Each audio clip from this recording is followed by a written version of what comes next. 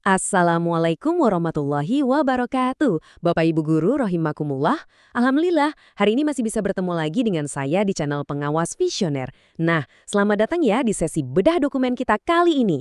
Hari ini kita bakal ngupas tuntas sesuatu yang pastinya bakal berdampak langsung ke masa depan karir Bapak dan Ibu semua. Jadi gini, pemerintah itu baru aja merilis aturan main baru, yaitu Peraturan Menteri PAN RRB nomor 7 tahun 2026. Ini ngebahas soal jabatan fungsional pendidik dan pengawas mutu pendidikan. Memang sih kalau dilihat dokumennya lumayan tebel ya, adalah sekitar 24 halaman penuh bahasa hukum. Tapi tenang aja, kita udah rangkum semuanya biar Bapak dan Ibu bisa langsung paham poin-poin pentingnya tanpa harus pusing bacanya. Oke, mari kita selami ini. Ada 5 poin utama yang bakal kita bahas, mulai dari latar belakang kenapa aturan ini muncul, terus apa aja 4 jabatan fungsional yang baru, gimana jenjang karir dan tugasnya, syarat-syarat kalau mau naik jabatan, dan terakhir soal masa transisi penyesuaiannya. Yuk langsung aja. Bagian pertama, latar belakang aturan baru, mengapa ada perubahan? Pasti banyak nih dari Bapak dan Ibu yang membatin. Loh, bukannya kita baru aja dapat aturan baru di tahun 2024 kemarin? Iya, betul banget. Tapi ternyata aturan tahun 2024 itu dinilai udah nggak terlalu pas dengan kebutuhan dan perkembangan hukum sekarang. Makanya, lewat aturan 2026 ini, pemerintah secara resmi mencabut dan menggantikan Permen PAN RB 21 tahun 2024. Tujuannya simpel sih, pemerintah pengen banget mengoptimalkan kinerja organisasi dan pastinya bikin profesi kita, baik sebagai pendidik maupun pengawas mutu, jadi jauh lebih profesional. Lanjut ke bagian kedua. 4 jabatan fungsional pendidikan. Ini nih pilar baru Bapak dan Ibu. Dan ini benar-benar memberikan gambaran yang jelas. Peraturan ini secara tegas membelah jalan karir ke dalam 2 jalur utama yang super rapi. Di satu sisi, kita punya jalur pendidikan formal. Nah, di sini rumahnya para guru dan pengawas sekolah. Terus di sisi lain, ada jalur pendidikan non-formal yang diisi oleh rekan-rekan pamong belajar dan penilik. Pembagian pilar yang sejelas ini penting banget biar setiap peran tuh punya fokus keahlian dan target mutu yang benar-benar terarah. Nggak ada lagi tuh ceritanya tumpang tindih. Sekarang masuk ke bagian ketiga, jenjang karir dan tugas.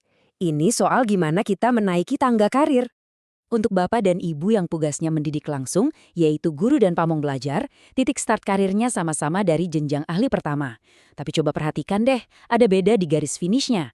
Kalau Bapak dan Ibu guru, itu jalannya terbuka lebar sampai ke tingkat paling puncak, yaitu ahli utama. Sementara buat rekan-rekan pamong belajar di jalur non-formal, tangga karirnya mentok di tingkat ahli madya. Ini krusial banget buat dipetakan dari sekarang, supaya Bapak Ibu tahu persis target pengembangan dirinya mau diarahkan kemana. Nah, yang ini cukup unik. Buat peran pengawasan mutu atau quality control kayak pengawas sekolah dan penilik, jenjang ahli pertama itu malah dihilangkan. Kenapa coba? Karena posisi ini kan butuh jam terbang ya, butuh kematangan dan pengalaman manajerial sebelumnya. Jadi nggak bisa dari nol. Siapapun yang promosi ke posisi ini otomatis bakal langsung ngegas dari jenjang ahli muda dan bisa terus melesat naik sampai ke tingkat ahli utama. Masuk ke bagian keempat, syarat pengangkatan dan promosi. Gimana sih cara pasti buat naik jabatan? Jadi poin krusialnya adalah pendidikan sama sertifikasi itu sekarang jadi fondasi mutlak, ibaratnya harga mati lah. Untuk bisa duduk di jenjang pertama sampai madya, minimal banget Bapak dan Ibu harus pegang ijazah S1 atau D4. Tapi kalau cita-citanya pengen tembus jadi pengawas sekolah atau penilik alih utama, ijazah S2 itu wajib hukumnya. Terus buat yang di jalur formal, sertifikat pendidik itu jadi tiket masuk utama kalau mau diangkat jadi guru atau pengawas sekolah. Dan pastinya nilai kinerja Bapak Ibu minimal harus dapat predikat baik ya.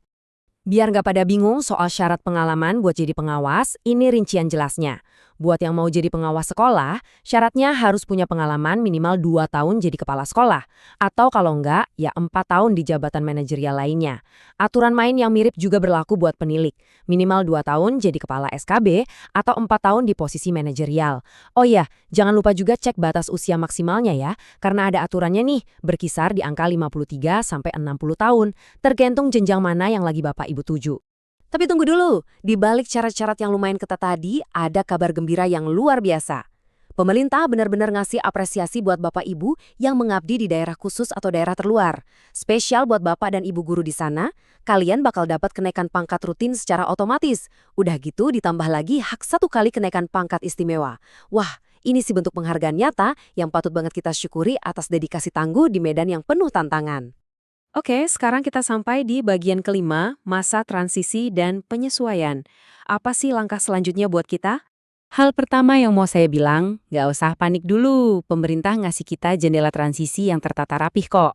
Aturan ini kan baru resmi berlaku Mei 2026 nanti. Nah, instansi punya waktu 1 tahun sampai Mei 2027 buat ngurusin kalau ada penyesuaian nomenklatur jabatan. Terus, buat guru-guru yang sekarang ditugaskan jadi pendamping pendidikan formal atau non-formal, ada batas waktu 2 tahun sampai Mei 2028 untuk disesuaikan secara resmi jadi pengawas sekolah, pamong belajar, atau penilik. Jadi santai aja, jalani prosesnya sesuai timeline. Nah, tolong perhatikan baik-baik angka 4 tahun ini. Ini krusial banget, khusus buat rekan-rekan guru yang saat ini mungkin ijazahnya masih diploma atau di bawah S1. Mulai dari peraturan ini diundangkan, Bapak Ibu dikasih waktu tenggang tepat 4 tahun buat ngejar dan nyelesain kualifikasi akademik S1 atau di empatnya. Kalau sampai lewat dari batas waktu ini dan gelar belum di tangan, sanksinya cukup tegas loh. Bapak Ibu bisa diberhentikan dari jabatan fungsionalnya. Jadi, yuk, jadikan ini motivasi ekstra buat segera lanjutin studinya. Buat Bapak Ibu yang sekarang udah duduk di kursi penilik ahli pertama berdasarkan aturan lama, ada perlindungan khusus nih buat Anda. Anda silakan terus lanjutin tugas yang sekarang, aman kok. Spesialnya lagi, Anda dikasih masa tenggang yang lumayan panjang, yaitu 8 tahun. Betul, 8 tahun untuk menuhin syarat dan naik kelas ke jenjang ahli muda. Jadi benar-benar manfaatin deh waktu emas ini buat ngumpulin angka kredit dan siap-siap buat uji kompetensi. Terus mungkin ada yang khawatir, waduh kalau Permen PAN RB 2024 dicabut, juknis kerja sehari-hari kita gimana dong? Tenang, sistem kerja kita nggak bakal tiba-tiba berantakan kok. Selama aturan pelaksana atau juknis yang lama itu nggak bertentangan dengan prinsip-prinsip di aturan baru yang tahun 2026 ini, semuanya masih sah dan berlaku. Jadi operasional harian kita di lapangan tetap aman terkendali. Nah, yang paling menarik dari semua ini adalah dokumen ini tuh udah bukan sekedar wacana lagi ya. Aturan ini udah bener-bener fix dan ditandatangani langsung oleh Menteri Rini Widiantiani pada tanggal 12 Mei 2026. Ini adalah realitas baru kita, landasan hukum pasti yang bakal jadi fondasi dunia pendidikan Indonesia ke depannya.